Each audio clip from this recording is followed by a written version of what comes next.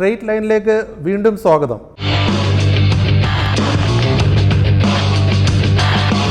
കേന്ദ്ര പ്രതിരോധ മന്ത്രി രാജ്നാഥ് സിംഗ് പത്തനംതിട്ടയിൽ പ്രചാരണ പരിപാടി പങ്കെടുത്തിട്ട് പറഞ്ഞു അനിലിനെ AK ആന്റണി അനുഗ്രഹിക്കണമെന്ന്. ആ ചോദ്യത്തിന് ഒരു പ്രസക്തിയുണ്ടോ? മകൻ എപ്പോഴും അച്ഛൻ്റെ അനുഗ്രഹം ഇല്ലേ? മകനുണ്ട്, പക്ഷെ BJP നേതാവിനില്ല. അനുഗ്രഹം എപ്പോഴും അനിൽ ആന്റണിക്കുണ്ട്. മകൻ എന്ന നിലയിൽ കുടുംബത്തിലുണ്ട്, വീട്ടിലുണ്ട്, രാഷ്ട്രീയത്തിലില്ല. ഇന്ത്യ മുന്നണി എന്ന് പറയുന്ന ഒരിക്കലും യോജിക്കില്ലാത്ത കക്ഷികളുടെ യോജിപ്പാണ്. അതാണ് ഒന്നാമത്തെ കാരണം. അത് തന്നെയാണ്. രണ്ട്, മോഡിയുടെ ഗ്യാരണ്ടിക്ക് പഴയ വിശ്വാസ്യതയില്ല. ഇവിടെ ക്രിസ്ത്യാനികൾക്ക് പള്ളിയിൽ പോകാം, പള്ളിയിൽ പോകുമ്പോൾ ഇഷ്ടപ്പെട്ട വേദപുസ്തകമോ കുരിശോ കൊണ്ടുപോകാം. മുസ്ലിങ്ങൾക്ക് മോസ്കിൽ പോകാം, നിസ്കരിക്കാം. ഹിന്ദുക്കൾ ക്ഷേത്രത്തിൽ പോയി ഒരു കുടി നട്ടാൽ ഉടനെ മുഴുകുന്നത് എന്നർത്ഥം. 16 മണ്ഡലങ്ങളിൽ കാര്യമായ മത്സരമില്ല. കോൺഗ്രസ് UDF ന് 4 മണ്ഡലങ്ങളിൽ മത്സരം നടക്കുന്നു. ഇത്തവണത്തെ ഇലക്ഷനിൽ കേരളത്തെ സംബന്ധിച്ചിടത്തോളം ഒരു പാർട്ടിയിലും സ്ഥാനാർത്ഥിയല്ല പ്രശ്നം, നിലപാടുകളാണ്. കേരളം ഒഴിച്ചാൽ കോൺഗ്രസിൻ്റെ പ്രധാനപ്പെട്ട ഒരു സഖ്യകക്ഷിയാണ് CPM. കോൺഗ്രസിൻ്റെ ശത്രുവാരാണ് കേരളത്തിൽ LDF ആണ്. പക്ഷേ ദേശീയതലത്തിൽ ഞങ്ങളുടെ CPM എതിർക്കുന്നില്ല. കേരളത്തിലെ മുഖ്യമന്ത്രി ക്യാമ്പയിൻ ആരംഭിച്ചത് മുതൽ അത് ഏറ്റവും കൂടുതൽ അറ്റാക്ക് ചെയ്ത് കോൺഗ്രസിനെയും രാഹുൽ ഗാന്ധിയുമാണ്. KK ശൈലജയുടെ പേരിൽ ആക്രമിച്ചാലും, KK രമയുടെ പേരിൽ ആക്രമിച്ചാലും, ഉമാ തോമസിൻ്റെ പേരിൽ ആക്രമിച്ചാലും എല്ലാ ആക്രമണവും തെറ്റാണ്. രാഹുൽ ഗാന്ധി പഴയ രാഹുൽ ഗാന്ധി അല്ല. ഒരു ദിവസം മുഴുവൻ ED അദ്ദേഹത്തെ ക്വസ്റ്റ്യൻ ചെയ്തു. അവസാനം ചോദ്യം ചെയ്ത് ED ഉദ്യോഗസ്ഥന്മാർ പറഞ്ഞു, അങ്ങക്ക് ഇത്ര കൂളായിട്ട് ശാന്തനായി ഒരു ദിവസം മുഴുവൻ ഞങ്ങളുടെ മുമ്പിൽ നിൽക്കാൻ എങ്ങനെ സാധിച്ചു? ഞങ്ങൾക്ക് ഭൂരിപക്ഷ സമുദായവും വേണം, ന്യൂനപക്ഷ സമുദായവും വേണം. ഞങ്ങളെല്ലാവരുടെയും പാർട്ടിയാണ്. എന്നാലും എൻ്റെ മകൻ BJP പോയപ്പോൾ ആദ്യം ഒരു ഷോക്കായിരുന്നു. പക്ഷെ ഇപ്പോൾ തീർന്നു, ആദ്യം കഴിഞ്ഞു. ഇപ്പോൾ മകൻ BJP നേതാവ്, ഞാൻ കോൺഗ്രസ് നേതാവ്. ഇലക്ഷൻ കാലത്തുള്ള EDയുടെ അതിർകിടന്നുള്ള ആക്ടിവിസ്റ്റ് ഞാൻ വിളിക്കുന്ന ആളല്ല. കേരളത്തിലായാലും എവിടെയായാലും. K കരുണാകരൻ കോൺഗ്രസിന് വേണ്ടി ചെയ്ത ത്യാഗം ഞങ്ങളുടെ കൂട്ടത്തിൽ ആഴ്ച ചെയ്തിട്ടില്ല. ഞാൻ ദീർഘായുസിൻ്റെ ആളല്ല. എൻ്റെ ആഗ്രഹം കിടക്കാതെ പോകണമെന്നുള്ളതാണ്.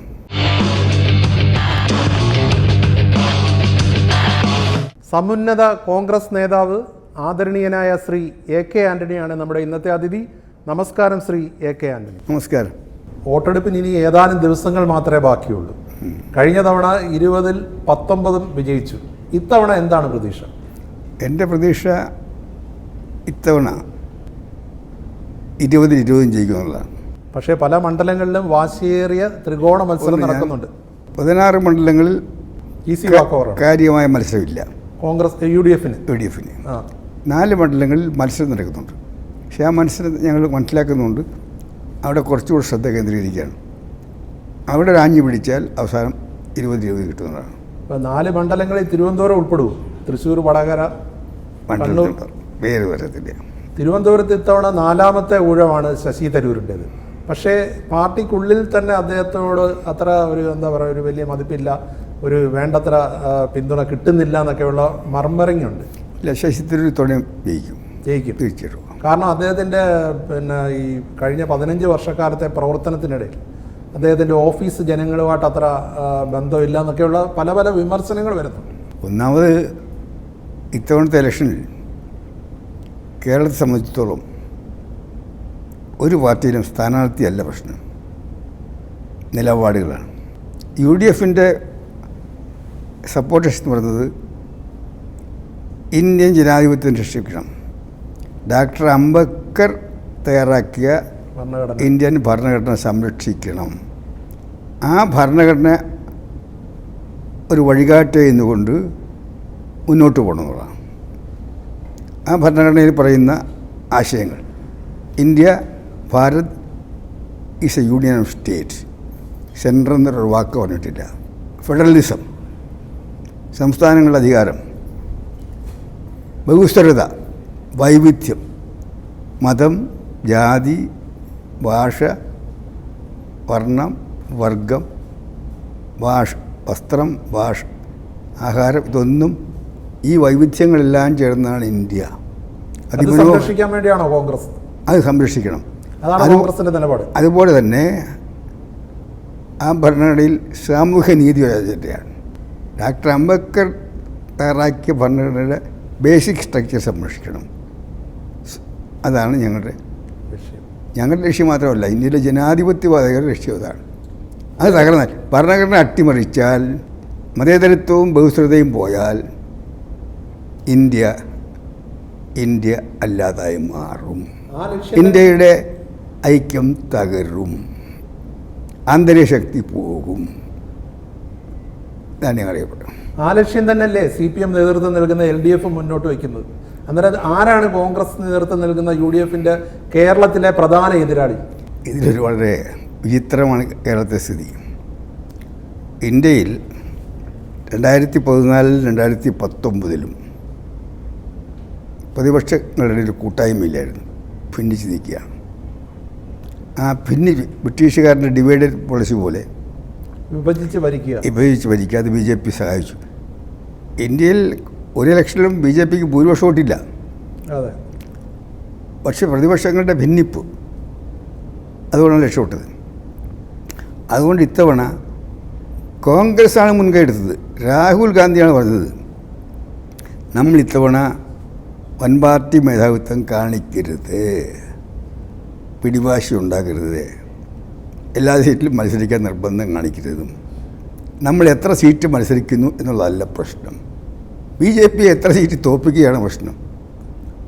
ആ കോൺഗ്രസ് അങ്ങനെ നിലപാടിൽ മാറ്റം വരുത്തിയപ്പോൾ കോൺഗ്രസിൻ്റെ കൂടെ കൂടാൻ 28 പാർട്ടികൾ തയ്യാറായി. ആ 28 പാർട്ടികളിൽ പ്രധാനപ്പെട്ട 3 ഇടതുപക്ഷ പാർട്ടികളുണ്ട്. CPIM മാർക്സിസ്റ്റ് പാർട്ടി, CPI, ബീഹാറിലെ CPIML,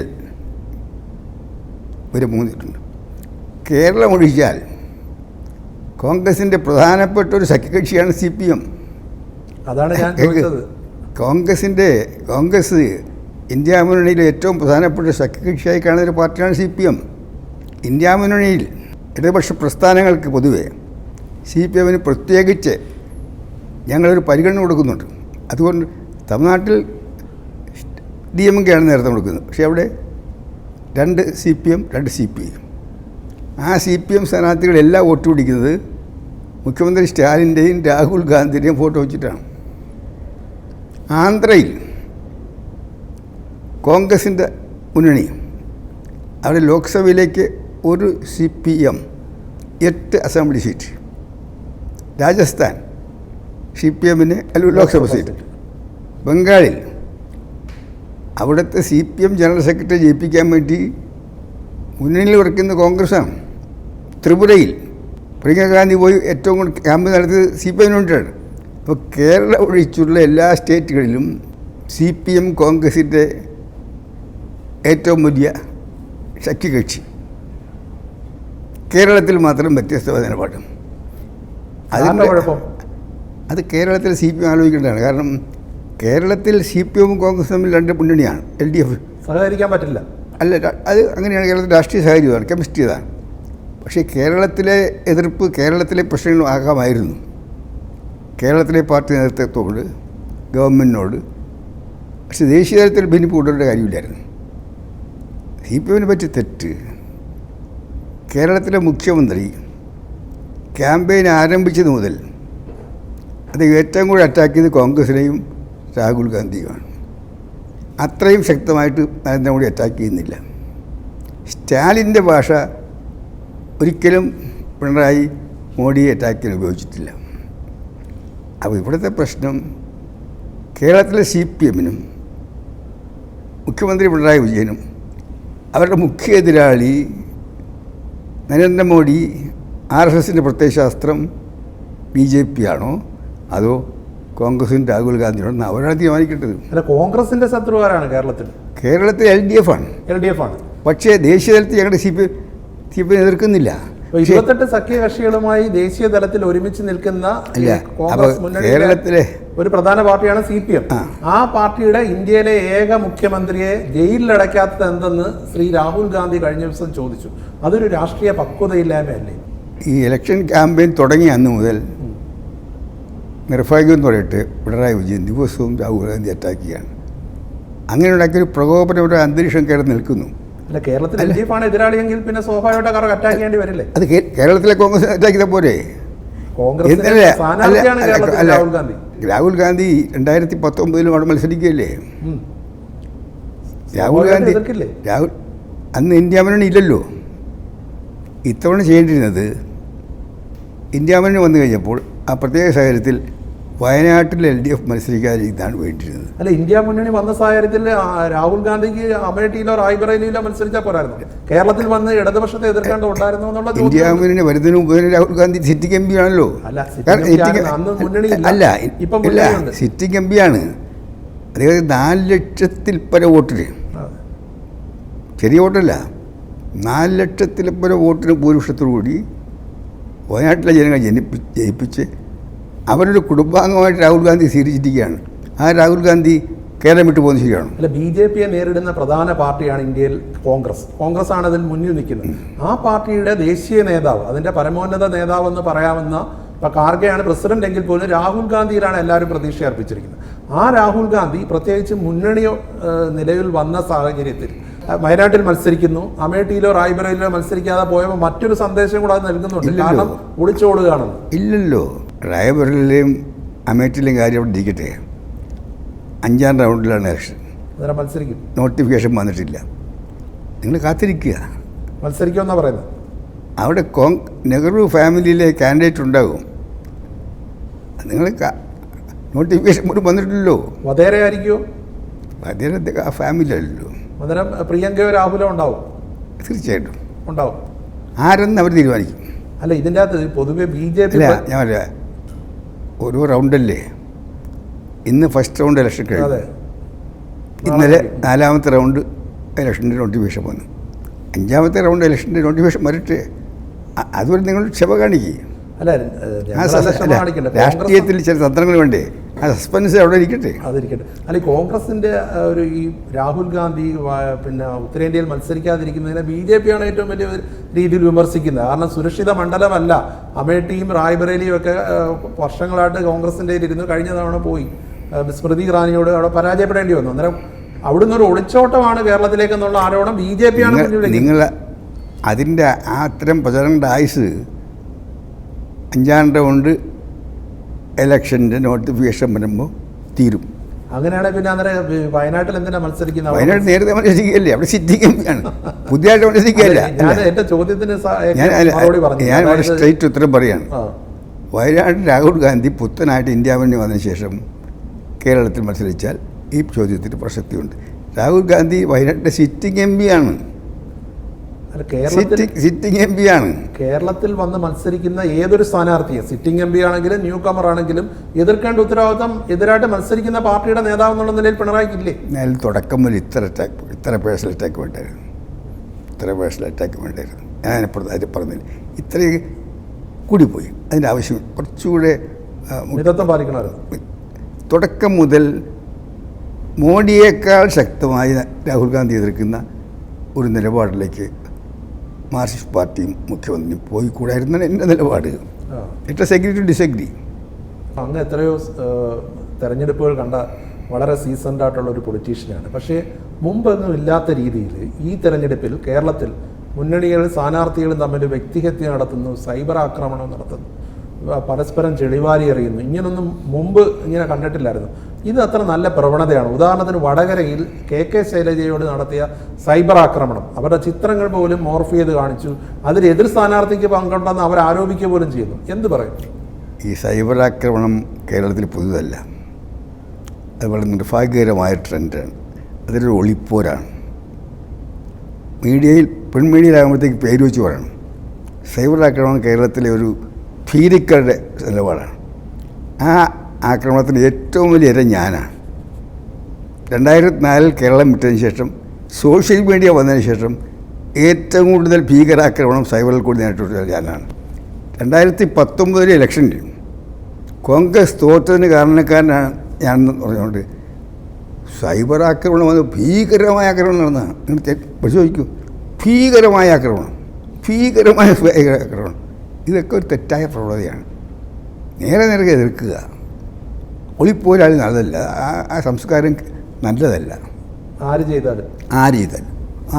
ചെയ്താലും ഈ കെ ശൈലജയുടെ പേരിൽ നേരിലുണ്ടായ ആക്രമണത്തെ അങ്ങ് അപലപിക്കുന്നു. കെ ശൈലജ ആക്രമിച്ചാലും കെ രമയുടെ പേരിൽ ആക്രമിച്ചാലും ഉമാ തോമസിൻ്റെ പേരിൽ ആക്രമിച്ചാലും എല്ലാ ആക്രമണവും തെറ്റാണ്. രാഷ്ട്രീയം വളരെ വൈരാഗ്യത്തിന്റെ ഒരു മേഖലയാണ്. പഴയകാല രാഷ്ട്രീയത്തിൽ വ്യക്തികളായിരുന്നു നിലപാടുകളായിരുന്നു പ്രശ്നം. കേരളത്തിലെ പഴയകാല രാഷ്ട്രീയത്തിൽ നിലപാടുകളാണ് പ്രശ്നം. ഇപ്പോഴാണ് ഈ സോഷ്യൽ മീഡിയ വന്നതിന് ശേഷമാണ് ഒളിപ്പോരാക്രമണം തുടങ്ങിയിരിക്കുന്നത്. നിർഭാഗ്യകരമാണ്. ഇപ്പോൾ കേരളത്തിലെ കാര്യം പറഞ്ഞു, ദേശീയ തലത്തിൽ എന്തായിരിക്കും? മോദി 3ാം ഊഴമാണ് തേടുന്നത്, എങ്ങനെ വരും? ഈ തെരഞ്ഞെടുപ്പ് പ്രഖ്യാപിച്ചപ്പോൾ അങ്ങനെയാണ് എല്ലാവരും വിചാരിച്ചത്. മോദി 3ാം ഊഴം ഉണ്ടാവും ഉറപ്പെന്ന് പറഞ്ഞു. അവർ 400 സീറ്റും പറയും. പക്ഷേ കഴിഞ്ഞ 2-3 ആഴ്ചയായിട്ട് കാറ്റ് മാറി വീശുകയാണ്. എന്താ കാരണം? ഒന്നാമത്തെ കാരണം ഇന്ത്യ മുന്നണി എന്ന് പറയുന്ന ഒരിക്കലും യോജിക്കില്ലാത്ത കക്ഷികളുടെ യോജിപ്പാണ്. അതാണ് ഒന്നാമത്തെ കാരണം. അത് തന്നെയാണ്. 2, മോഡിയുടെ ഗ്യാരണ്ടിക്ക് പഴയ വിശ്വാസ്യതയില്ല. ഒന്നാമത്തെ ഗ്യാരണ്ടി എന്തായിരുന്നു? BJP വന്നാൽ പ്രതിവർഷം 2 കോടി ചെറുപ്പക്കാർക്ക് തൊഴിൽ. 10 വർഷമായി ഇന്ത്യ തൊഴിലില്ലാത്ത ചെറുപ്പക്കാരുടെ ഇന്ത്യയിൽ തൊഴിലില്ലായ്മ ഉണ്ടാകത്തില്ലായിരുന്നു. അത് പോയില്ലേ? അധികാരത്തിൽ വന്നാലുടൻ തന്നെ എല്ലാവരുടെയും ബാങ്ക് അക്കൗണ്ടിൽ 15 ലക്ഷം രൂപ അക്കൗണ്ടിൽ കൊടുക്കുന്നു. ഇങ്ങനെയുള്ള വാഗ്ദാനങ്ങളാണ്. ഇതൊന്നും നടപ്പായിട്ടില്ല. മോഡി ഗ്യാരണ്ടി ഇപ്പോൾ വിശ്വാസം നഷ്ടപ്പെട്ട ഒരു ഗ്യാരണ്ടിയായിട്ട് മാറ്റിയിരിക്കുകയാണ്. അതാണ് കാരണം. അത് ഭരണപരമായ തകർച്ച. ഇവിടെ ഇന്ത്യ ലോകത്തിലെ വലിയ സാമ്പത്തിക ശക്തിയാണെന്ന് പറയുന്ന നേരമാണ്. അത് നെഹ്റുവിൻ്റെ കാലം മുതലെടുത്ത നിലപാടുകളുടെ ഫലമായിട്ടാണ് സയൻസിനും ടെക്നോളജിക്ക് കൊടുത്ത ഇമ്പോർട്ടൻസ്. അതിൻ്റെ അടിത്തറവായത് നെഹ്റു തുടങ്ങിയിട്ടുള്ള എല്ലാ പ്രൈം മിനിസ്റ്റർമാരാണ്. ഇന്ന് സാമ്പത്തിക രംഗത്ത് വളർച്ചയുണ്ടായി. പക്ഷേ ഇപ്പോഴത്തെ വളർച്ച കഴിഞ്ഞ കാലത്തെ വളരെ വ്യത്യസ്തമാണ്. GDP വളരുന്നുണ്ട്, പക്ഷേ അതിൻ്റെ വളർച്ച ഇക്വിറ്റബിളല്ല, തുല്യതയല്ല. ഇന്ത്യയിലെ 50% ജനങ്ങളുടെ കയ്യിലുള്ള സ്വത്തിൻ്റെ ഈക്വലൻറ്റ്, അത്രയും സ്വത്ത് 1 ഡസൻ കോർപ്പറേറ്റ് ഫാമിലികളുണ്ട്. സാമ്പത്തിക അസമത്വം വളരുകയാണ്. കാരണം മോഡിയുടെ പ്രത്യയശാസ്ത്രം കുറേ കോർപ്പറേറ്റുകളെ വളർത്തുക, അതുകൊണ്ട് രാജ്യസമ്പത്ത് വളർത്തുക. പഴയ തിയറിയാണ്, ട്രിക്കിൾ ഡൗൺ തിയറി. സമ്പത്തുണ്ടാകട്ടെ, അത് താഴോട്ട് ഇങ്ങനെ ഒലിച്ചിറങ്ങുന്നതാണ്. ആ തിയറി പരാജയമാണ് തെളിയിച്ചതാണ്. കോർപ്പറേറ്റുകൾ പണം ഉണ്ടാക്കട്ടെ, രാജ്യം വലിയ സാമ്പത്തിക ശക്തി ആകട്ടെ, അപ്പോൾ താനേ അതിൻ്റെ ഗുണഭോക്താക്കൾ. പക്ഷെ ഫലം എന്താ? ഇന്ന് ഇന്ത്യയിൽ കോടാനകോടി കൃഷിക്കാർ കൃഷി ഉപേക്ഷിച്ച് കൂലിപ്പണിക്കാരായി മാറിയിരിക്കുകയാണ്.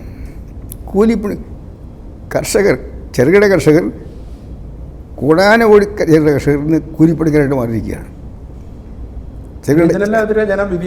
ചെറുകിട വ്യവസായികൾ ഈ കേരളത്തിൽ തന്നെ നോട്ട് നിരോധനത്തിന് ശേഷം ചെറുകിട കച്ചവടക്കാർ അവിടെ എത്ര കടപൂട്ടി. തിരുവനന്തപുരത്ത് തന്നെ നോക്ക്, തിരുവനന്തപുരത്തെ ഈ സിറ്റിയിൽ തന്നെ നോട്ട് നിരോധനത്തിന് ശേഷം എത്ര ചെറുകിട കച്ചവടക്കാരുടെ കട പൂട്ടിയിരിക്കുന്നു.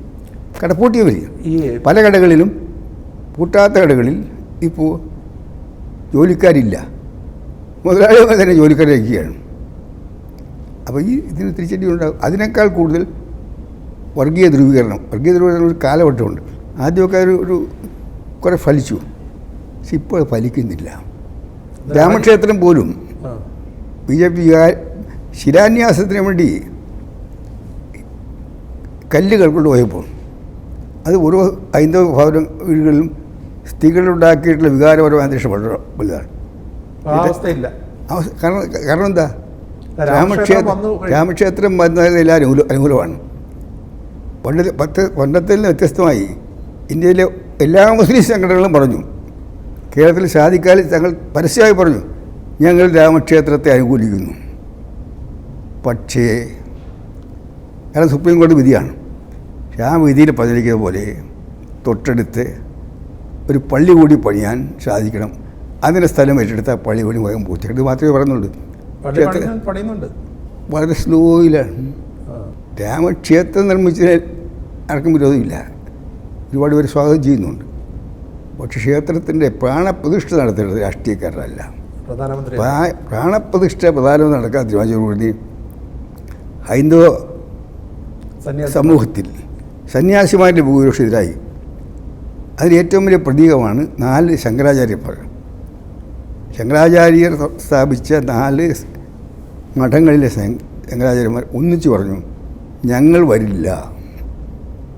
കാരണം ഈ ക്ഷേത്രത്തിൻ്റെ പ്രാണപ്രതിഷ്ഠ നടത്തേണ്ടത്, ശ്രീരാമക്ഷേത്രത്തിൻ്റെ പ്രാണപ്രതിഷ്ഠ നടത്തേണ്ടത് രാഷ്ട്രീയക്കാരനായ ഒരു നേതാവല്ല, പ്രധാനമന്ത്രിയല്ല. അത് നടത്തേണ്ടത് ഒരു സന്യാസിയോ വര്യനെഴുതുന്നുണ്ട്. ഇതുവരെ പോയിട്ടില്ല. അപ്പം അതുകൊണ്ട് അന്നുണ്ടാക്കിയ ഒരു വികാരപരമായ അന്തരീക്ഷം പോയിരിക്കുക. കാര്യങ്ങൾ എൻ ഡി എക്ക് അനുകൂലമല്ല. എൻ ഡി എക്ക് തുടക്കത്തിൽ വളരെ അനുകൂലമായിരുന്നു. പക്ഷേ ഇപ്പോൾ മാറ്റം വരും. പക്ഷേ പൊതുവെ കാണുന്ന ദേശീയ രാഷ്ട്രീയത്തിലേക്ക് നോക്കുമ്പോൾ ഒരു കാഴ്ച, വിവിധ രാഷ്ട്രീയ പാർട്ടികളിലുള്ള വളരെ സീസൺഡ് ആയിട്ടുള്ള മുതിർന്ന നേതാക്കളടക്കം BJP-യിലേക്ക് എൻ ഡി എയിലേക്ക് മാറുന്നു. ഇപ്പം നാളെ മറിച്ചൊരു ജനവിധി വന്നാൽ പോലും അതിനെ അട്ടിമറിക്കാനുള്ള ഒരു ശേഷി, രാഷ്ട്രീയ ശേഷി അല്ലെങ്കിൽ മണി പവർ, ഇതെല്ലാം BJP-ക്കില്ലേ? അവർ അധികാരത്തിലെത്തിയാലല്ലേ? എത്തില്ല. പക്ഷേ അവർ അധികാരത്തിലെത്തിയിട്ടും കർണാടക ശ്രമിച്ച് നടക്കുന്നില്ല. കർണാടകത്തിൽ അവർ ശ്രമിച്ച് നടന്നിട്ടില്ല, തെലങ്കാന നടന്നിട്ടില്ല, ഹിമാചൽ നടന്നിട്ടില്ല. പക്ഷേ ഇത്തവണ മറ്റത് കൂടി കാണണം. കഴിഞ്ഞ 2 ഇലക്ഷനും മറ്റ് പാർട്ടികളിൽ നിന്ന് BJP-ക്കുള്ള ഒഴുക്കാണ്. ഇത്തവണ വൺ വേ ട്രാഫിക് അല്ല. ഇത്തവണ ഓരോ ദിവസവും നിങ്ങൾ റിപ്പോർട്ട് ചെയ്യുന്നുണ്ട്, അവിടെ നിന്ന് ഇങ്ങോട്ട് പോകുന്നുണ്ട്. അപ്പോൾ ഇത്തവണ 2 വേ ട്രാഫിക്കാണ്. പണ്ടുപോലെ വൺ വേ ട്രാഫിക്കിൻ്റെ അധ്യായം കഴിഞ്ഞു. പക്ഷെ അവർ എപ്പോഴും ഉയർത്തിക്കാട്ടുന്ന ഒരു ചോദ്യം, മോദിയെ നേരിടാൻ ആര്? രാഹുൽ ഗാന്ധിക്ക് അതിനനുസരിച്ചുള്ള ഒരു ലീഡർഷിപ്പ് അല്ലെങ്കിൽ നേതൃത്വ വൈഭവം ഇല്ല, പക്വതയില്ല എന്നൊക്കെ എപ്പോഴും പറയുന്നുണ്ട്. അങ്ങയുടെ അഭിപ്രായം എന്താണ്? രാഹുൽ ഗാന്ധി പഴയ രാഹുൽ ഗാന്ധി അല്ല. ഇന്ത്യയിലെ ഗ്രാമങ്ങളെ, പട്ടണങ്ങളെ, ജനങ്ങളുടെ ജീവിതം കണ്ടറിഞ്ഞ അനുഭവ സമ്പത്ത് നേടിയ നേതാവാണ്. അതിൻ്റെ തുടക്കം രാഹുൽ ഗാന്ധിയുടെ ഭാരത് ജോഡോ യാത്രയാണ്. ആ യാത്ര തിരുവനന്തപുരത്ത് പോയതല്ലേ. അദ്ദേഹം അദ്ദേഹം Z+ കാറ്റഗറിയാണ്. പക്ഷെ എന്നിട്ട് അദ്ദേഹം സെക്യൂരിറ്റിക്കാരെയൊക്കെ ദൂരെ നിർത്തിക്കൊണ്ട് ദൂരെ കണ്ട കുട്ടികളെ, ചെറുപ്പക്കാരെ, സ്ത്രീകളെ, വൃദ്ധജനങ്ങളെ, കൃഷിക്കാരെ, തൊഴിലാളികളെ ഒക്കെ വാടി വിളിക്കുകയാണ്. ആ രാഹുൽ ഗാന്ധിയെ കണ്ടപ്പോഴാണ് ഇത് പഴയ രാഹുൽ ഗാന്ധി ഈ BJP-ക്കാർ പ്രചരിപ്പിക്കുന്ന പോലെ ഉള്ള ആളല്ല. അദ്ദേഹം നന്മയുള്ള, സ്നേഹമുള്ള, അനുകമ്പയുള്ള നേതാവാണ്. അന്നേ ചിത്രം മാറി. പിന്നെ അതിനുശേഷമാണ് രാഹുൽ ഗാന്ധി ഈ ഭാരത് ജോഡോ യാത്ര ശ്രീനഗറിലാണ് അവസാനിപ്പിക്കാൻ തീരുമാനിച്ചത്. അത് പറ്റില്ലെന്ന് ഗവൺമെൻറ് പറഞ്ഞു. രാഹുൽ ഗാന്ധി പറഞ്ഞു, ഞാൻ ശ്രീനഗറിൽ പോകും. ഇന്ദിരാഗാന്ധിയുടെ കൊച്ചു പോയാണെങ്കിൽ ഞാൻ ശ്രീനഗറിലെ യാത്ര അവസാനിപ്പിക്കും. അവസാനം ഗവൺമെൻറ് മുട്ടുമടക്കി അവിടെ പോയി. മണിപ്പൂരിൽ കലാപമുണ്ടായി. അവിടെ ആദ്യമായി ഓടിയെത്ത ദേശീയ നേതാവ് രാഹുൽ ഗാന്ധിയാണ്. അവിടെ മണിപ്പൂർ എയർപോർട്ടിൽ ചെന്ന് പറഞ്ഞു പുറത്തിറങ്ങരുതെന്ന് പറഞ്ഞു. അദ്ദേഹം ഇറങ്ങി. പിന്നെ അവർ പറഞ്ഞു, എന്നാൽ നിങ്ങൾ കുറേ സ്ഥലങ്ങളിൽ പൊയ്ക്കോ. അപ്പോൾ ഞാൻ എല്ലാ സ്ഥലത്തും പോയിട്ടേ മടങ്ങുള്ളൂ എന്ന് പറഞ്ഞു. ഗവൺമെൻറ് മുട്ടുമടക്കി. അദ്ദേഹം ആസാമിൽ ഗൗഹത്തി പട്ടണത്തിൽ കയറാൻ പറ്റില്ലെന്ന് പറഞ്ഞു. അദ്ദേഹം അവിടെ പോയി. 28 സംസ്ഥാനങ്ങളിലായിട്ട് 20 കേസുകൾ അദ്ദേഹത്തിന് നേരിട്ട് വന്നു. ഒരു കേസ് സവർക്കർക്കെതിരായിട്ടുള്ള സ്റ്റേറ്റ്മെൻ്റ് പേരിലാണ്. അദ്ദേഹത്തിൻ്റെ പാർലമെൻറ്റ് അംഗത്തിൻ്റെ റദ്ദാക്കി, വീട് തിരിച്ചു പിടിച്ചു. അദ്ദേഹം പതറിയില്ല. സുപ്രീം കോടതി റദ്ദാക്കി. ഒരു ഭയവും കാണിച്ചില്ല. ഒരു ദിവസം മുഴുവൻ ED അദ്ദേഹത്തെ ക്വസ്റ്റ്യൻ ചെയ്തു. അവസാനം ചോദ്യം ചെയ്ത് ED ഉദ്യോഗസ്ഥന്മാർ പറഞ്ഞു, അങ്ങക്ക് ഇത്ര കൂളായിട്ട് ശാന്തനായി ഒരു ദിവസം മുഴുവൻ ഞങ്ങളുടെ മുമ്പിൽ നിൽക്കാൻ എങ്ങനെ സാധിച്ചു? അദ്ദേഹം കാണിച്ച ധീരത, നിർഭയത. നെഹ്റുവിൻ്റെ സ്ഥാപിച്ച നാഷണൽ ഹെറാൾഡിൻ്റെ സ്വത്ത് മുഴുവൻ കണ്ടുപിടിച്ച് പതറിയില്ല. കോൺഗ്രസിൻ്റെ സ്വത്ത് കണ്ടുപിടിച്ച് പതറിയില്ല. ഇന്നും ഇന്ത്യയിൽ 24 മണിക്കൂറും RSSൻ്റെ പ്രത്യയശാസ്ത്രത്തിനായി, വ്യക്തിപരമായിട്ടല്ല, RSSൻ്റെ പ്രത്യയശാസ്ത്രത്തിനായി, BJP-യുടെ നിലപാടുകൾക്കെതിരായി, നരേന്ദ്രമോദിയുടെ നിലപാടുകൾക്കെതിരായി ഇന്ത്യ മുഴുവൻ ഓടി നടന്ന് പ്രസംഗിക്കുന്ന നേതാവ് രാഹുൽ ഗാന്ധി മാത്രമാണ്. ഇന്ന് ഇന്ത്യയിലെ പ്രതിപക്ഷ പാർട്ടികൾക്കെല്ലാം ഏറ്റവും ഡിമാൻഡുള്ള നേതാവ് രാഹുൽ ഗാന്ധിയാണ്. അദ്ദേഹം മരണം എന്നാണ് എല്ലാവരും ആവശ്യപ്പെടുന്നത്. പക്ഷേ നിർഭാഗ്യവശ കാര്യപ്പെടട്ടെ, ഞാൻ നിർഭാഗ്യ ഒരു ട്രാജഡി പറയട്ടെ. CPM-നുള്ള ഏക മുഖ്യമന്ത്രിയാണ് പിണറായി വിജയൻ. ഇത് എല്ലാ തിരഞ്ഞെടുപ്പിലും അദ്ദേഹം പുറത്തു പോകുന്നതാണ്. തൊട്ടടുത്ത തമിഴ്നാട്ടിൽ പോലും അദ്ദേഹം പോയില്ല. കാരണം അവിടെ നിന്ന് അദ്ദേഹത്തിന് ക്ഷണനമില്ല. കാരണം അവിടെ രാഹുൽ ഗാന്ധിയുടെയും സ്റ്റാലിൻ്റെയും ഫോട്ടോ വെച്ചിട്ടാണ് പ്രചരണം നടത്തുന്നത്. പക്ഷേ രാഹുൽ ഗാന്ധി ഇത്രയും വലിയ നേതാവായിരിക്കുമ്പോഴും ഗുലാം നബി ആസാദ് തൊട്ടൊരു നീണ്ട നിര പാർട്ടി വിട്ടുപോകുന്നു. അത് ആരുടെ കുഴപ്പം? സംഘടനാ ചുമതലയുള്ളവരുടെ കുഴപ്പമാണോ രാഹുൽ ഗാന്ധിയുടെ കുഴപ്പമാണോ? വിട്ടുപോയവരുടെ സ്ഥിതിത്ത ഗുലാം നബി ആസാദ് ഇപ്പോൾ എവിടെ നിൽക്കുന്നു? അല്ല, എന്നാലും അതൊരു നേതൃത്വത്തിന്റെ ഒരു മിടുക്കല്ലേ, ആരെയും പിടിച്ചു നിർത്തണം. ചരിത്രത്തിൻ്റെ ഭാഗമല്ലേ. ഒരു കാലത്ത് കോൺഗ്രസിലുണ്ടായിരുന്നുള്ളൂ. കേരളത്തിലും കോൺഗ്രസ് പോയതിൽ കുഴപ്പമില്ല എന്നുള്ളതാണ്. പോകുന്നു. ഇപ്പം തന്നെ CAA വലിയ രീതിയിൽ ചർച്ചയാവുന്ന ഒരു കാര്യമാണ്. കോൺഗ്രസിന്റെ പ്രകടന പത്രികയിൽ അതിനെക്കുറിച്ച് ഒന്നും പറയുന്നു. അതൊക്കെ ഒരു മൃദു ഹിന്ദുത്വ സമീപനത്തിന്റെ ഭാഗമല്ലേ? മൃദു ഹിന്ദുത്വം എന്നുള്ള വാക്ക് തന്നെ നിങ്ങൾ ഉപയോഗിക്കണം. അത് ആവശ്യമില്ലാതെ മാർക്സിസ്റ്റ് പാർട്ടി പ്രചരിപ്പിച്ചൊരു വാക്കാണ്. കോൺഗ്രസ് വിശ്വസിക്കുന്നത് ഇന്ത്യയിലുള്ള എല്ലാ ജനങ്ങൾക്കും അവരുടെ ആചാരങ്ങൾ, വിശ്വാസങ്ങൾ, മതവിശ്വാസങ്ങൾ, ഹിന്ദു ആയാലും മുസ്ലിം ആയാലും ക്രിസ്ത്യാനി ആയാലും സിഖായാലും സാധിക്കും. ഇവിടെ ക്രിസ്ത്യാനികൾക്ക് പള്ളിയിൽ പോകാം. പള്ളിയിൽ പോകുമ്പോൾ ഇഷ്ടപ്പെട്ട വേദപുസ്തകമോ കുരിശോ കൊണ്ടുപോകാം. മുസ്ലിങ്ങൾക്ക് മോസ്കിൽ പോകാം, നിസ്കരിക്കാം. ഹിന്ദുക്കൾ ക്ഷേത്രത്തിൽ പോയി ഒരു കുറി നട്ടാൽ ഉടനെ മുഴുകുന്നത് എന്നർത്ഥം? അല്ല, ഹിന്ദുക്കൾ പോകുന്നതിനെ കുറിച്ചല്ല എൻ്റെ ചോദ്യം. ഞാൻ ചോദ്യം ഉത്തരമല്ല. മൃദു ഹിന്ദുത്വം എന്നുള്ള വാക്ക് തന്നെ തെറ്റാണ്. കോൺഗ്രസ് എല്ലാ സമുദായങ്ങളുടെയും വിശ്വാസങ്ങളും ആചാരങ്ങളും സംരക്ഷിക്കാൻ ആഗ്രഹിക്കുന്നൊരു പാർട്ടിയാണ്. പിന്നെ CIA ഞങ്ങളാദ്യം ഇത് പറയേണ്ട കാര്യം തോന്നിയില്ല. കാരണം കോൺഗ്രസിൻ്റെ പ്രകടന പത്രിക തന്നെ പറഞ്ഞിരുന്ന അതിൻ്റെ ആദ്യ ഖണ്ഡിക എന്താ പറഞ്ഞിരിക്കുന്നത്? ഡോക്ടർ അംബേദ്കർ തയ്യാറാക്കിയ ഇന്ത്യൻ ഭരണഘടനയായിരിക്കും ഞങ്ങളുടെ വഴികാട്ടി പ്രത്യേകിച്ച് പറയേണ്ടതില്ല എന്ന് ഭരണഘടന പറയുന്നുണ്ട്. ആ ഭരണഘടനയിൽ എന്താ പറഞ്ഞിരിക്കുന്നത്?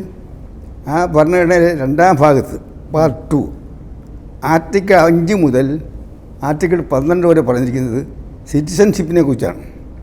ആ സിറ്റിസൺഷിപ്പിൽ ഒരിടത്തും മതം പറഞ്ഞിട്ടില്ല.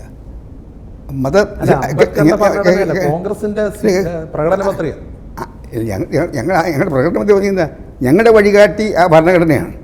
ആ ഭരണഘടനയിൽ മതം സിറ്റിസൺഷിപ്പിൻ്റെ ഒരു മാനദണ്ഡമല്ല. ആ ഭരണഘടന ഒരുപാട് പ്രാവശ്യം അമെൻഡ് ചെയ്തിട്ടുണ്ട്. 10, 14, 15 പ്രാവശ്യം അമെൻഡ് ചെയ്തിട്ടുണ്ട്. ഒരിക്കൽ പോലും മതം കൊണ്ടുവന്നിട്ടില്ല. ഞങ്ങളത് വിചാരിച്ചു. പക്ഷെ ഇവിടെ പ്രചരണം കേരളത്തിൽ മാത്രമേ പ്രചരണമുള്ളൂ, വേറൊരിടത്തും ഇല്ല.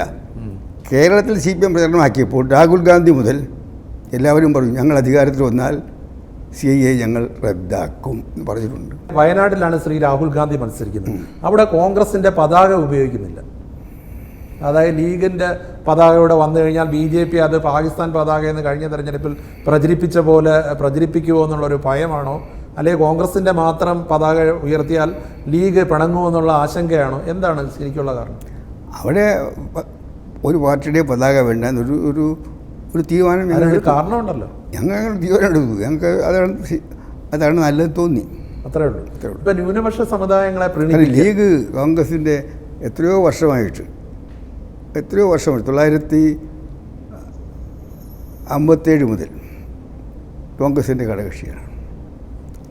ഐക്യജനാധിപത്യം ഉണ്ടായതിനു ശേഷം സ്ഥിരമായ ഘടകകക്ഷിയാണ്. വയനാട്ടിൽ പോയപ്പോൾ രാഹുൽ ഗാന്ധിയുടെ അപ്പുറത്തും ഇപ്പുറത്തേക്ക് കുഞ്ഞാലിക്കുട്ടിയും ലീഗിൻ്റെ എന്നാലും പതാക വേണ്ടെന്ന് വെക്കാൻ എത്രയോ പാരമ്പര്യമുള്ള പതാകയാണ്. ഒരു പതാക വേണ്ട ഞങ്ങൾ തീരുമാനിച്ചു. ആ മണ്ഡലത്തിൽ മാത്രം എന്ത് തീരുമാനിക്കുകയാണ്? അതിൽ തെറ്റെന്താ? ഇപ്പോൾ കേരളത്തിലെ ന്യൂനപക്ഷ പ്രീണനത്തെക്കുറിച്ച് വളരെ ഇതായിട്ട് സംസാരിച്ച ആർജവമുള്ള രാഷ്ട്രീയ നേതാവായിരുന്നാണ്.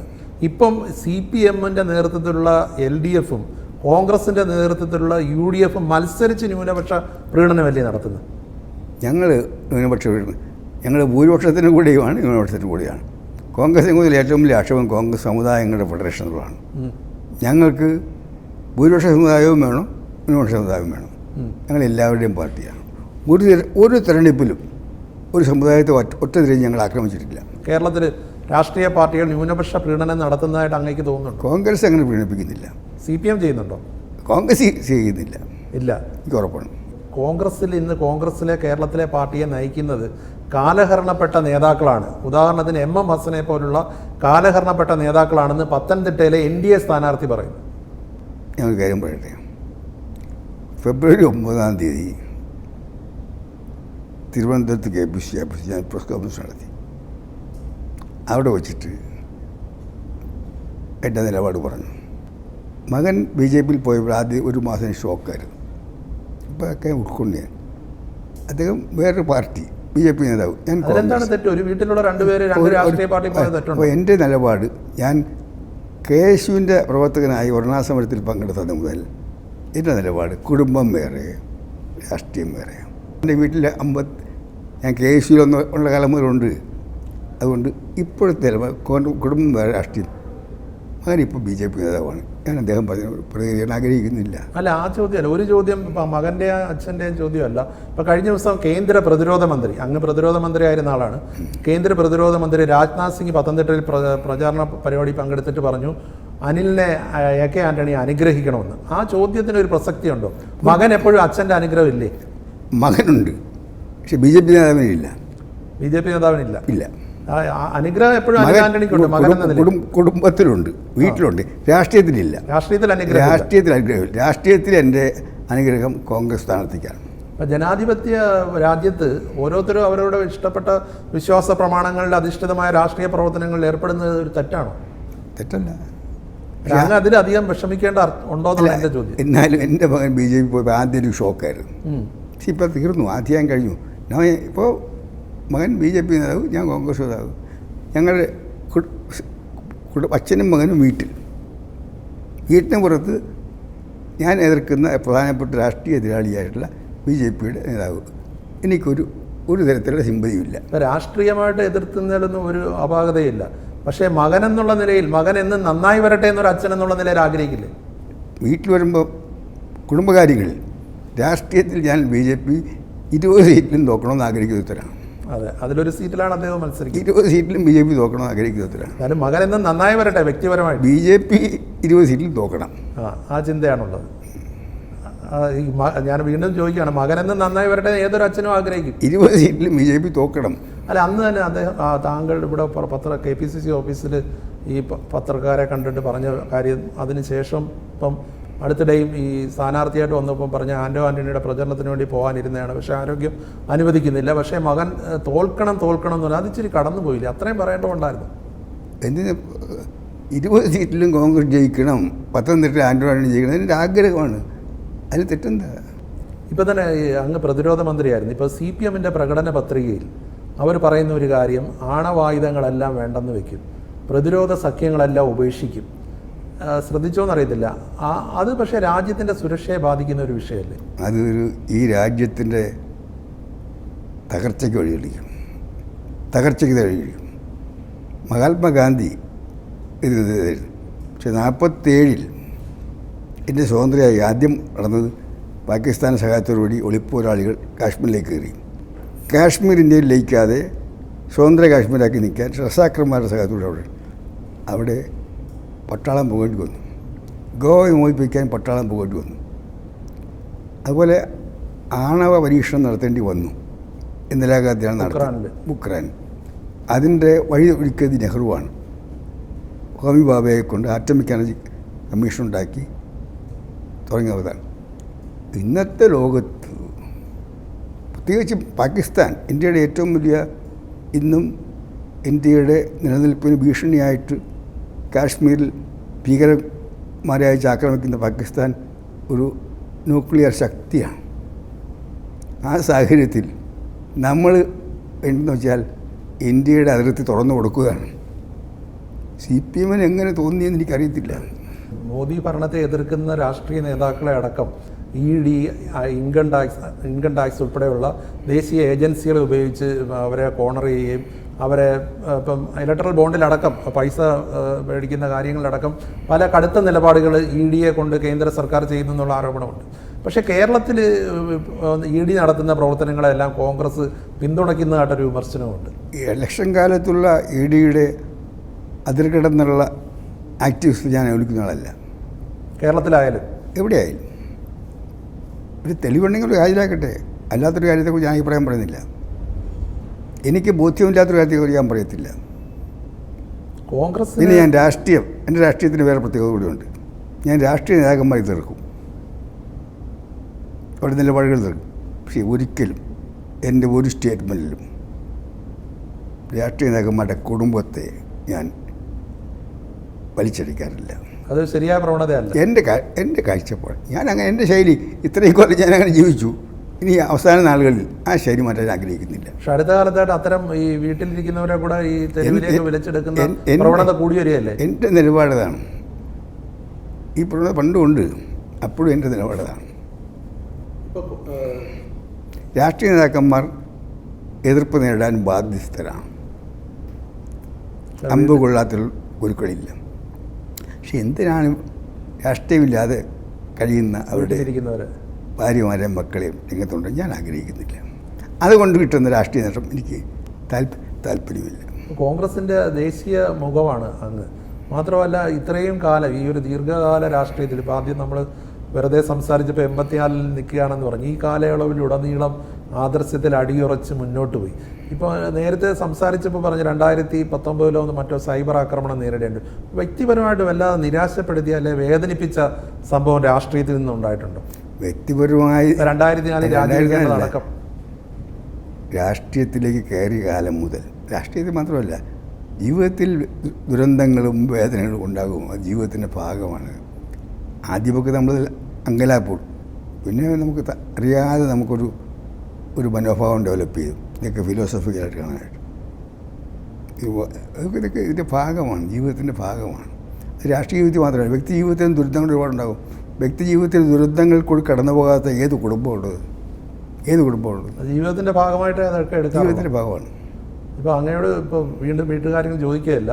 ഇപ്പോൾ നമ്മളൊരു രാഷ്ട്രീയ പാർട്ടിയിൽ ഇപ്പോൾ ഏതൊരു വ്യക്തിയും രാഷ്ട്രീയ പാർട്ടി പ്രവർത്തിക്കുമ്പോൾ അദ്ദേഹത്തിൻ്റെ കുടുംബം അല്ലെങ്കിൽ അവർ മറ്റ് വിശ്വാസങ്ങളിൽ അല്ലെങ്കിൽ അതിന് ആകൃഷ്ടരാകുന്നതോ അല്ലെങ്കിൽ ആരാധനാലയങ്ങളിൽ പോകുന്നതോ അവരുടെ പ്രാർത്ഥനയിൽ മുഴുകുന്നതോ ഒരു തെറ്റാണ്. ഇപ്പോൾ അങ്ങയുടെ ഭാര്യ കൃപാസനത്തിൻ്റെ ഇതിൽ പോയതൊക്കെ യൂട്യൂബിലൊക്കെ ഈ സൈബറിൽ ആവശ്യമില്ലാത്ത രീതിയിലുള്ള വിവാദങ്ങളിലേക്ക് വലിച്ചിഴയ്ക്കുന്നത്, അതൊക്കെ ഒരു വ്യക്തിയുടെ സ്വാതന്ത്ര്യത്തിൻ്റെ ഭാഗമല്ലേ? അത് വലിച്ചിഴക്കുന്ന കാര്യമല്ലേ? എൻ്റെ നിലപാട്, ഞാൻ KSUവിൻ്റെ പ്രവർത്തകനായ കാലഘട്ടം മുതൽ എൻ്റെ നിലപാട് കുടുംബം വേറെ, രാഷ്ട്രീയ നിലപാട് രാഷ്ട്രീയം. കുടുംബത്തിലാണെങ്കിലും പ്രായപൂർത്തിയായാൽ എല്ലാവർക്കും അവരുടെ സ്വാതന്ത്ര്യമാണ്. ഞങ്ങളുടെ കുടുംബത്തിൽ 4 പേരുണ്ട്. 4 ഇൻഡിപെൻഡൻറ്റ് സ്വതന്ത്ര വ്യക്തികളാണ്. അന്ന് ഈ ഫെബ്രുവരി 9 കാര്യം പറഞ്ഞപ്പോൾ അന്ന് അങ്ങ് പറഞ്ഞ ഒരു വാക്ക്, ജീവിതം അധികം മുന്നോട്ട് നീട്ടിക്കൊണ്ട് പോകരുതെന്ന്, അത്രയും വേദനയോടെ പറയാനുള്ള കാരണം അത് അന്നത്തെ അല്ല. ഞാൻ 84 നടക്കുകയാണ്. എൻ്റെ കാഴ്ചപ്പാട്, ഞാൻ ദീർഘായുസിൻ്റെ ആളല്ല. എൻ്റെ ആഗ്രഹം കിടക്കാതെ പോകണമെന്നുള്ളതാണ്. ദീർഘായുസിൻ്റെ ആളല്ല. അപ്പോൾ നമ്മൾ മുന്നോട്ട് പോകും തോറും രോഗപീഠ കുറയാൻ പോകുന്നില്ല, കൂടും. ആ അർത്ഥത്തിൽ പറഞ്ഞാണ്. ഇപ്പോൾ ഈ തെരഞ്ഞെടുപ്പിൽ അങ്ങയുടെ പ്രിയ സുഹൃത്തെന്നോ വലങ്കയ്യെന്നോ ഒക്കെ പറയാമായിരുന്ന OC അല്ലെങ്കിൽ ഉമ്മൻചാണ്ടി ഇല്ല, CPM-ൽ കോടിയേരി ബാലകൃഷ്ണൻ ഇല്ല, CPI-ൽ കാനൻ രാജേന്ദ്രനില്ല, VS അച്യുതാനന്ദൻ സജീവമല്ല. വലിയൊരു ശൂന്യത തോന്നുന്നുണ്ടോ? ഇല്ല, തൽക്കാലം എടുത്തു. കാരണം ഇതിൻ്റെ ചരിത്രം എടുത്ത് നോക്കൂ. എല്ലാ കാലത്തും മഹാരഥന്മാർ നേതാക്കന്മാരിലായിരുന്നല്ലോ, ഇല്ലേ? സ്വാതന്ത്ര്യ സമരകാലത്ത് പത്തന്താനമുള്ള C. കേശവൻ, TM വർഗീസ് ഒരു തലമുറ, 67 EMS AKG, ഇപ്പത്തെ Karunakaran, MN Govindan Nair, TV Thomas, H. Menon, KR Gouriamma, അതല്ലോ ആന്റണി, K. കരുണാകരൻ. സ്റ്റാൽവാർഡ്സുകൾ കുറയുന്നുണ്ടോന്നാണ് എൻ്റെ. ആൾ പോവും, പുതിയ ആൾക്കാർ വരണം. ഇതൊക്കെ പ്രകൃതി നിയമമാണ്. അല്ല, പ്രകൃതി നിയമമാണ്. അല്ല, സ്ഥിരമായ ജീവിതമോ സ്ഥിരമായ നേതൃത്വമോ ആർക്കുമില്ല. മാറ്റം. കാർൽ മാർക്സ് പറഞ്ഞ അത് മാത്രമാണ് ശരി. മാറ്റം. അല്ല, K. കരുണാകരനും AKയും തമ്മിലുണ്ടായിരുന്ന രാഷ്ട്രീയ വിയോജിപ്പുകൾക്കിടയിൽ നിങ്ങൾ തമ്മിലുള്ള പരസ്പര ബഹുമാനം, സ്നേഹം, അല്ലെ പരസ്പര അംഗീകാരം, അംഗീകരിക്കുന്ന രീതി, ഇതൊന്നും പക്ഷേ ഇന്നത്തെ നേതാക്കൾക്കിടയിൽ കാണുന്നില്ലല്ലോ. കോൺഗ്രസ് കമ്പാരിസൺ പോകുന്നില്ല. പക്ഷെ ഞാൻ K. കരുണാകരനെ എതിർക്കുമ്പോഴും ഏറ്റവും ബഹുമാനിച്ചിരുന്നു. കാരണം 67-ലെ തകർച്ചയ്ക്ക് ശേഷം പനമ്പള്ളി കൊന്നവൻ മല്ലീശ്വരൻ്റെ ഒടിഞ്ഞ വീടെന്ന് പറഞ്ഞ ആ കോൺഗ്രസിൻ്റെ ദയനീയമായ അവസ്ഥയിൽ നിന്ന് കോൺഗ്രസിനെ തിരിച്ചു കൊണ്ടുവന്നതിൽ മുമ്പ് നിന്ന കരുണാകരനാണ്. കൂടെ KS യൂത്ത് കോൺഗ്രസ്സാണ്. അതുകൊണ്ട് ഒരിക്കലും ഞങ്ങളെ തർക്കിക്കുമ്പോൾ 50-50 എന്ന് പറയും. പക്ഷേ അവസാനം വരുമ്പോൾ ഞാൻ വോട്ടിടേനെ എടുക്കുകയുള്ളൂ. 1% കൂടി അദ്ദേഹത്തിന് കൊടുക്കും. കാരണം ഞാൻ അദ്ദേഹത്തിൻ്റെ കരുണാകരൻ്റെ മുമ്പിൽ ഞങ്ങൾ വളരെ പുറകിലാണ്. കരുണാകരൻ കോൺഗ്രസിന് വേണ്ടി ചെയ്ത ത്യാഗം ഞങ്ങളുടെ കൂട്ടത്തിൽ ആഴ്ച ചെയ്തിട്ടില്ല. ഇത് വിശ്വസിക്കത്തിലാണ്. ആ ബഹുമാനം അദ്ദേഹത്തിന് കൊടുക്കും. ഇപ്പോഴത്തെ ആൾക്കാർക്കിടയിൽ ആ ബഹുമാനം ഉണ്ടോ പരസ്പരം? ഞാൻ കമ്പാരിസന് പോകുന്നില്ല, നല്ലതല്ല. ഇപ്പോൾ തിരുവനന്തപുരത്തെ തെരഞ്ഞെടുപ്പ് ഇപ്പോൾ തലമുറ മാറി. ഇപ്പം ഞങ്ങൾ KS തുടങ്ങിയ കാലഘട്ടത്തിൽ വയലാർ രവി, അതുപോലെ George Tharakan, MA John, AC George, Malabari Shanmukhadas, Kadannappally, ഇവിടെ ബഷീർ, ശങ്കരനാരായണപിള്ള, ഉമ്മൻചാണ്ടി, ഞങ്ങൾ വളർന്നൊരു കാലഘട്ടം വ്യത്യസ്തമാണ്. ഞങ്ങളൊരു കുടുംബം പോലെ വളർന്ന കാലഘട്ടമാണ്. അന്നൊരു നല്ല സംസ്കാരവും ഉണ്ടായിരുന്നു. അത് വേറെ തലമുറ, കാലം മാറിപ്പോയി. തലമുറകൾ പിന്നോട്ട് വന്നപ്പോൾ സംസ്കാരത്തിനും എല്ലാം ഇടിവുണ്ടായി. ഞങ്ങളുടെ സ്ഥാനാർത്ഥികളെ അങ്ങോട്ട് ചെയ്യുന്ന കൊടുക്കുകയാണ്. പുറമേ കിടന്ന എൻ്റെ ആമുഷ്ണൻ ഈ ബിഡി തൊഴിലാളിയാണ്, നിർബന്ധിച്ചാണ് ഞാൻ റെക്കാർഡ് ക്യാൻഡിഡേറ്റ് ആക്കിയത്. കൊട്ടരഗോപാലകൃഷ്ണൻ സ്ഥാനാർത്ഥിയാകാൻ ഇഷ്ടപ്പെടാതെ ഓടി ഒളിച്ച് എന്നിട്ട് പൊങ്ങാതെ ക്ഷേത്ര മൈതാനങ്ങളിൽ ഉറങ്ങാൻ പോകും. ഉമ്മൻചാണ്ടി ഞാനും കൂടെ അവിടെ പോയി രാത്രിയിൽ കൊട്ടരെ മണിക്കൂറോട് സംസാരിച്ച് നിർബന്ധിച്ചാണ് സ്ഥാനാർത്ഥിയാക്കിയത്. ആ കാലം അങ്ങനെ കാലം മാറി. ഇപ്പോൾ എല്ലാ പാർട്ടിയിലും മാറി. ഇപ്പോൾ കേരളത്തിലുടനീളം കോൺഗ്രസിൻ്റെ ഏറ്റവും ശക്തനായ ദേശീയ തലത്തിൽ തന്നെ പ്രചാരകനാണ് ആയിരുന്നു AK. അന്നേരം പക്ഷേ പ്രവർത്തക സമിതി അംഗത്വം എല്ലാം വേണ്ടെന്ന് വെച്ച് വിശ്രമ ജീവിതം എന്ന് പറഞ്ഞു വന്നെങ്കിലും പാർട്ടി വിടാൻ തയ്യാറായില്ല. പ്രവർത്തക സമിതി നിലവിൽ തുടരുന്നു. ഇപ്പോൾ തിരുവനന്തപുരത്തെങ്കിലും തിരുവനന്തപുരത്തെങ്കിലും AK അവസാന ദിവസം പ്രചരണത്തിന് വരുമെന്ന് പറയുന്നു. വരൂ. 2 വർഷത്തിന് മുമ്പ് ഡൽഹി വന്നപ്പോൾ ദേശീയ രാഷ്ട്രീയം അവസാനിപ്പിച്ചു, പാർലമെൻറ്റ് അംഗത്തെ അവസാനിപ്പിച്ചു. ഇനി കോൺഗ്രസ് പ്രവർത്തക സമിതിയിലും വേണ്ടെന്ന് പറഞ്ഞതാണ്. വേണ്ടത് ഞാൻ പറഞ്ഞതാണ്. എനിക്ക് ഏത് നിമിഷവും എന്നെ കോൺഗ്രസ് പ്രവർത്തക സമിതി ഒഴിവാക്കിയാൽ ഒരു പരിഭവമില്ല, സന്തോഷമുണ്ട്. ഈ പ്രചരണത്തിന് ഇറങ്ങും അവസാന നിമിഷം തിരുവനന്തപുരത്തെങ്കിലും?